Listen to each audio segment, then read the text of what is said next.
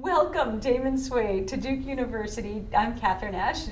Damon is here as a guest in the Unsuitable Speaker Series about women, popular fiction, and history, or women, history, and popular fiction, or in this case, lots of really interesting stuff. Damon just spoke to a group of students and community members here at Duke University about gay romance and about all sorts of amazing things. Now, I have one question that is still, I'm dying to hear you speak about this. So if you would, what do you think the place is of romance, or what do you think the role of romance is, the genre romance right now, in popular culture in the United States?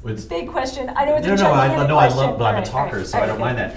All right, so I will start with an anecdote. I was on a panel at New York Comic Con, and we're in this room, and it's about 1,800 people. It's this giant mob of people, and it's let's see, who was it? It was Stephanie Tyler and Sarah Humphries and Larissa Ione, and the name of the panel was like "Sexy Beast, Paranormal Romance, and Why Hairy Heroes," or whatever it is.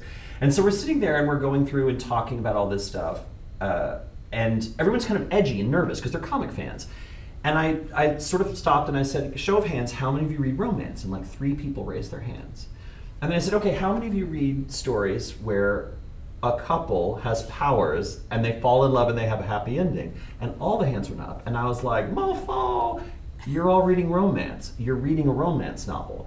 They don't think of it as romance. I think one of the weird things for romance fiction is that there's this value judgment with it as not even a genre, but as a category of entertainment experience, where people will often say like, oh, I don't like romance films. There are no romance films. The only romance films that get made are either adaptations of popular hits, things like Twilight, 50 Shades, etc., or there are romantic films. We have rom-coms, we have romantic drama. We don't have romance films because the things that films do are not the things that a romance novel does.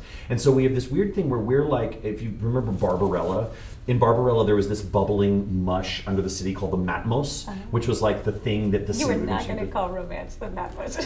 We are the matmos of pop culture. We are the bubbling goo, the magma under the crust of pop culture. And I think that in the same way that like the magma has to cool before people can walk on it, I think that romance is too sticky and scary because it's about feelings. And I think the one thing our culture loves and loathes is emotional access. And so if you say, okay, all entertainment is about providing an emotional ride to an audience member, and audiences purchase entertainment and experience entertainment as an emotional smorgasbord where they're going to pick, I want to feel scared, I want to feel horny, I want to feel sad, I want to feel witty, whatever the things are that they want to experience, and they're going to shop, right? They're going to pick through the deli of emotional experience.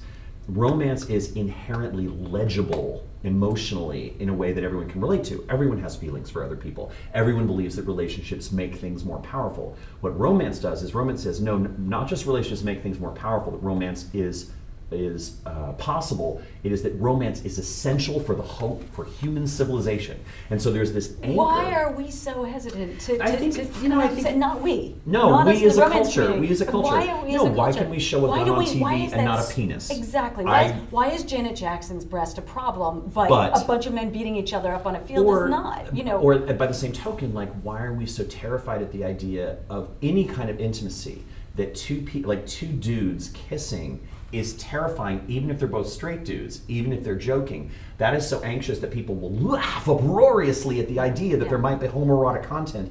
But the same two guys beating each other, it's perfectly all right, their right? brains are coming out of their nose. They don't, and so I think why are we so? I think that we as a culture. I mean, this isn't just Western culture. I think this is culture. Period. I think that emotions are scary because they feel public, but they are personal. And so, in essence, it's like a shunt that goes all the way to your core. So you're constantly getting this sort of intellectual epidural that goes right to the root of what it means to be a human. And so it has all this opportunity to entertain people and please people and arouse people and to make you want things and make you question things, and you have all those feelings.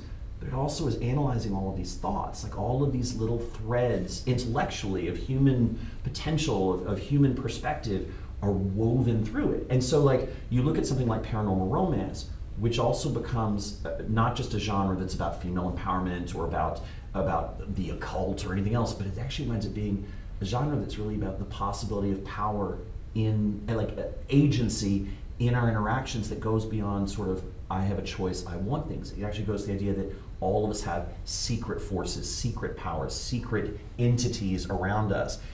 And I think that's hopeful. In the same way that, 96% of the world believes in ghosts, because ghosts are something that people experience. Now, does that mean that medically, scientifically, there is a ghost that I can put into, like if I cut you open, will your soul come out? But I think that paranormal gives people a way to talk about these issues in the same way that inspirational gives. I don't really think those books are about Jesus or God or spirituality. I think they're a way to talk about philosophical problems emotionally. And this is what romance does. And I think this is why for pop culture... In all subgenres. In all subgenres. Yeah. And I think, remember, the word for novel in many languages of Europe is roman. We are the or novel. We are the or story. Science fiction starts with scientific romance. Fantasy starts with chivalrous romance. Mystery starts with gothic. They all start from romance. And so if you have this matmos, right, this magma underneath everything else, of course we're going to be scary to them. Romance is such a force in pop culture because it's always driving the narrative. It's always supporting the forward momentum. You can actually track the shift in romance into paranormal, and then the moment that it explodes into Buffy the Vampire Slayer, which then explodes into Harry Potter, because then the occult has been normalized, and then that explodes into Twilight, and you can watch that series of explosions, which becomes a huge revolution in child literacy, which in turn becomes a revolution in literary adaptation for cinema, which also transforms transmedia and video games, and the ability that romance has to transform the world is both terrifying and thrilling, because we are approaching an age where people are allowed to have feelings, and they're allowed to love each other, and they're allowed to have hope. That we can live under the orange sock filled with fermented rat semen and in the White House, and we are allowed to have hope and to dream, even if we are not a size 2, even if we are poor, even if we have brown skin, even if we like dudes and we happen to be a dude. Like those things, that hope is so audacious if you're in these minority communities. And romance says, I don't care. I believe in the human possibility. I believe in human exceptions. I believe in the future. And romance is always looking at the horizon. That's why you have that big sunset, right? You're always looking... Which is a nice place to stop. Yeah, sorry. Actually, that's a perfect place. You know what, actually, as you're speaking, I just want you to come back for a semester and teach a course that I can sit in. So can we just work that out? Yes, we'll do that. I love that. We're going to look into that. I love that. Thank you guys very much. Bye-bye. Thank you.